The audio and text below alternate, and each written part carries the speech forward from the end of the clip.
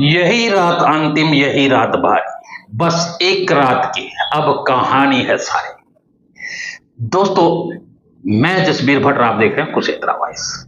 ये जो गाना मैंने गाया है, ये रामायण का बहुत ही मशहूर गीत है, जब अंतिम युद्ध राम और रावण के बीच में होता है। तो रामानंद सागर ने बखूबी उस रात, जो लास्ट रात थी, अगले दिन युद्ध था, तो रात का दृश्य दिखाया था। राम भी परेशान थे और रावण भी जो है बुरी तरह परेशान थे, क्योंकि युद्ध जो है वो अंतिम युद्ध था।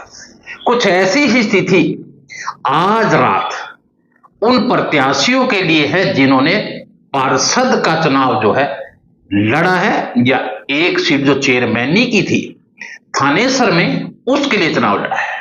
यानी पूरी रात जो है आज कसम कस में उनकी बीतने वाली है कि कल क्या होगा। लेकिन एक बड़ी गजब की बात मैं आपको बता दूं, हमने इन दिनों में लगभग 20 से ज्यादा प्रत्याशियों से बात हमने की, और 20 के 20 प्रत्याशियों में बड़ा गजब का जोश जो है वो देखने को मिला। भले भारतीय जनता पार्टी का प्रत्याशी था, भले ही कांग्रेस समर्थित प्रत्याशी था, या भले ही प्योर आजाद प्रत्याशी था, हर प्रत्याशी का हौसला जो है वो बहुत जबरदस्त था। यानी कोई भी प्रत्याशी हार मानने के लिए तैयार वो नहीं था। केवल एक दो ही लोग हमें ऐसे मिले जो ये कहते हुए हमें सुनाई दिए कि हमारा पहला चुनाव था, नतीजा कोई भी हो, लेकिन हमने जो है चुनाव में एक अच्छी टक्कर अपने प्रतिद्वंदियों को दी है। वरना सभी प्रत्याशी जो है अपने अपने आंकड़ों के हिसाब से जीत कर जो है वो बैठे हैं। लेकिन आज की रात कयामत की रात है। शायद आज पूरा दिन वो इसी कसम कस में होंगे, उसी जोड़ तोड़ में होंगे कि मुझे फला जगह से कितनी वोट मिल होंगी, या मेरे वो खास आदमी अंदर खाते मुझसे विश्वासघात तो नहीं कर गए होंगे। तो ऐसी कल्पनाएं जो है वो अवश्य ही उनके मन में आज बननी स्वाभाविक है। और इसी रात में जो है सारी रात नींद जो है उनको नहीं आएगी। केवल यही चीज परेशानी उनके लिए करेगी कि मेरे अपने लोगों ने तो मेरे साथ कोई विश्वासघात नहीं किया है।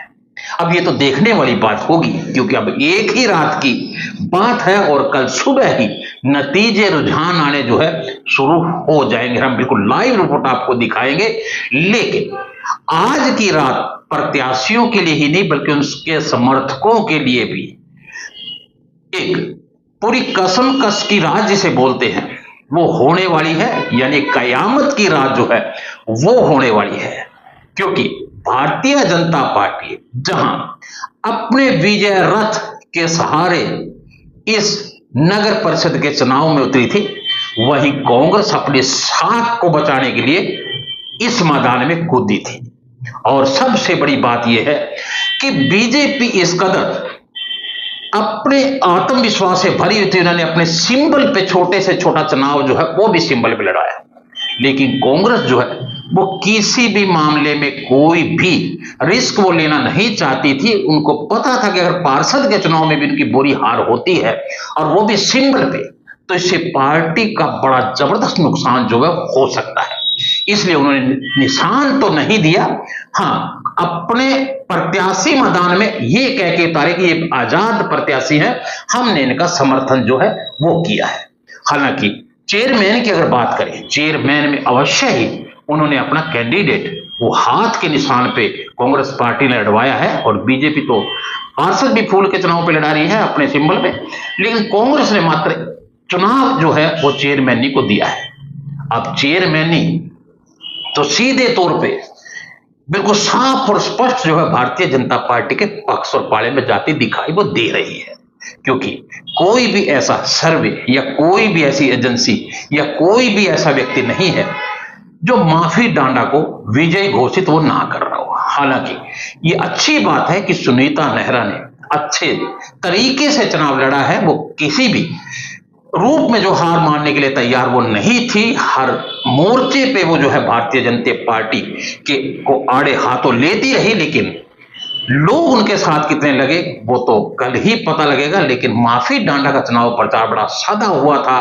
बड़े लीडर, यहां तक कि मुख्यमंत्री, उनकी पत्नी सुमन सैनी और यहाँ के पूर्व मंत्री सुभाष सूदा के अलावा संगठन के लोग जो है वो बड़ी संख्या में उनको विजय बजाने के लिए चुनावी मैदान में उतरे हुए थे।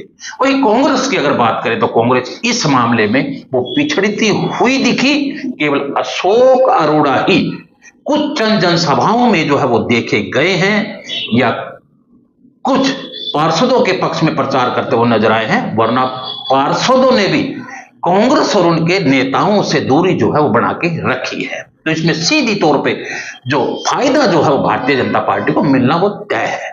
लेकिन पार्षदों की बात करें तो कुछ पार्षदों की हम लगातार ये कह रहे हैं कि कुछ पार्षदों की छवि आजाद प्रत्याशी हो या कांग्रेस समर्थित प्रत्याशी हो, उनकी अपनी छवि इतनी जबरदस्त थी कि लोग बाग हमने ये भी कहते हुए सुने हैं कि हमने पार्टी बाजी नहीं बल्कि भाईचारा देखना है और भाईचारे को ही वोट देंगे। अब वो कहां तक सच बोल रहे थे या कहां तक झूठ बोल रहे थे वो तो यानी ईवीएम मशीन में ही कैद है, वो कल पता लगेगा। लेकिन लोग भाग ये बात अक्सर करते हुए सुने गए कि हम जो है ये भाईचारे का चुनाव है और ये सिंबल संबल का कोई इस पर फर्क पड़ने वाला नहीं है। लेकिन भारतीय जनता पार्टी, मैं बता दूं फिर, भारतीय जनता पार्टी के प्रत्याशी भी और नेता भी केवल और केवल फूल का और माननीय प्रधानमंत्री नरेंद्र मोदी का और मुख्यमंत्री नायब सैनी का ही जिक्र वो करते नजर आए हैं। तो अब कल देखेंगे कि स्थिति क्या होगी। हमारी नजर जो है वो बनी रहेगी। आपको क्या लगता है तो आपको भी कमेंट करके वो इस वीडियो में जरूर बताना है। और कल हम आपको लाइव कवरेज दिखाएंगे कि कौन प्रत्याशी कितने वोट से आगे चल रहा है या कौन जीत चुका है। नमस्कार।